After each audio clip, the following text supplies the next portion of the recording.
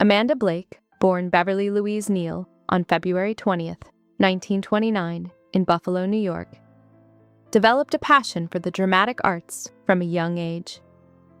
After her family relocated to Claremont, California, she attended Pomona College briefly before leaving to pursue acting. Her early career saw her working as a telephone operator, a job that helped her build confidence and develop strong interpersonal skills. Amanda's striking beauty and charismatic personality soon led her to Hollywood, where she began landing roles in 1950s. Films like Stars in My Crown, 1950, and Smuggler's Gold, 1951. Although these early film roles were modest, they set the stage for her more significant achievements, particularly her iconic role as Miss Kitty Russell on Gunsmoke. This character, a strong and independent saloon owner, became one of television's most beloved figures, cementing Amanda's place in Hollywood history.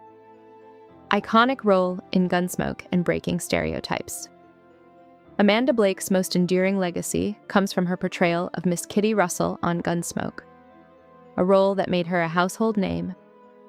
Debuting in 1955, Gunsmoke became one of the longest-running television series in American history, lasting 20 seasons until 1975. Blake's Miss Kitty was a groundbreaking character for its time. She portrayed a woman who was not just a love interest, but a businesswoman running her own saloon in a male-dominated world. Her performance was marked by emotional depth, intelligence, and compassion, qualities that endeared her to audiences. As a key figure on the show, Blake's portrayal of Miss Kitty helped redefine the roles of women on television, challenging the typical domestic or secondary roles women often played in 1950s media. Advocacy for animal rights and conservation. Outside of her successful acting career, Amanda Blake was deeply passionate about animal welfare. After retiring from Gunsmoke, she dedicated much of her life to animal rights, particularly advocating for the humane treatment of captive wildlife. Blake was a key figure in the Performing Animal Welfare Society, PAWS, a groundbreaking organization focused on rescuing and providing sanctuary for animals, including big cats. Her efforts went beyond financial support. She personally rescued animals, spoke at conservation events, and worked tirelessly to raise awareness about the conditions of wildlife in captivity. For her advocacy work, Amanda Blake was honored with numerous awards, including the American Humane Association's Courage Award, and she made significant contributions to the protection of endangered species. Amanda Blake's personal life and relationships. Amanda Blake's personal life was as complex as her career. She was married 5 times, with each relationship reflecting a different phase in her life. Her first marriage was to Jack Shea in 1952, which lasted only a year. In 1954, she married Don Whitman, but they too parted ways in 1956, as Blake's career began to take off with Gunsmoke. Despite these brief marriages, Blake found a sense of belonging on the Gunsmoke set, where she formed lasting friendships with her co-stars. In 1984, Amanda married Mark Edward Spaeth, a Texas city councilman, but tragically Spaeth passed away from complications related to AIDS in 1985. His death marked a turning point in Blake's life, and though she never publicly discussed the details of their relationship, it became clear that Spaeth's passing deeply affected her, particularly as AIDS was becoming a national health crisis. The loss of Rock, Hudson, and Liberate. 2 of the most notable names Blake mentioned were Rock Hudson and Liberate. Rock Hudson, a Hollywood heartthrob and matinee idol, was one of the first major celebrities to publicly reveal his battle with AIDS before his death in 1985. His passing brought the disease into the mainstream conversation, highlighting the impact it had on the entertainment industry. Amanda Blake, who had worked in the same era as Hudson, recalled how the actor's quiet suffering reflected the broader challenges many public figures faced during that time. Similarly, Liberate, known for his flamboyant persona, died in 1987 from AIDS complications. Despite his public image, Liberate never openly acknowledged his sexuality, and the cause of his death was initially kept a secret. Blake's memories of Liberate highlighted the sadness of a man who had to live with such secrecy, even in his personal life. Stephen Stucker and Paul Sheenar's courage. Amanda Blake also spoke fondly of Stephen Stucker, a comic actor best remembered for his role in Airplane. Unlike many of his contemporaries, Stucker publicly acknowledged that he was living with AIDS in 1984, a bold move in a time when such disclosures were rare. Tragically, he passed away in 1986 at the age of 38.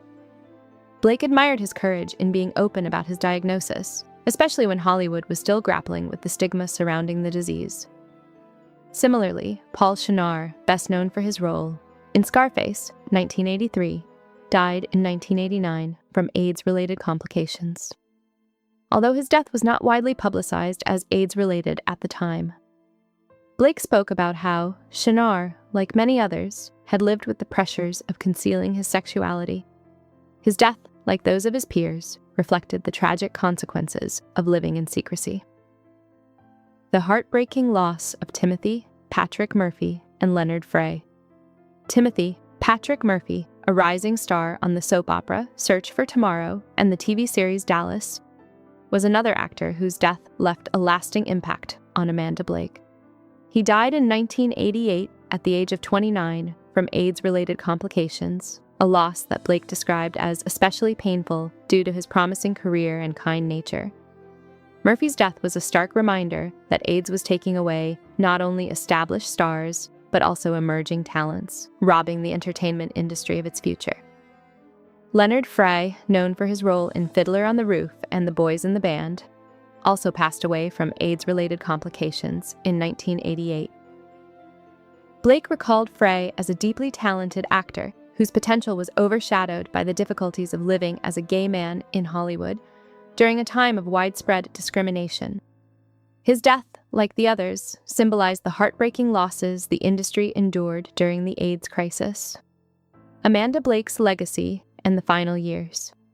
Amanda Blake's life came to a premature end on August 16, 1989, when she passed away from complications related to cancer.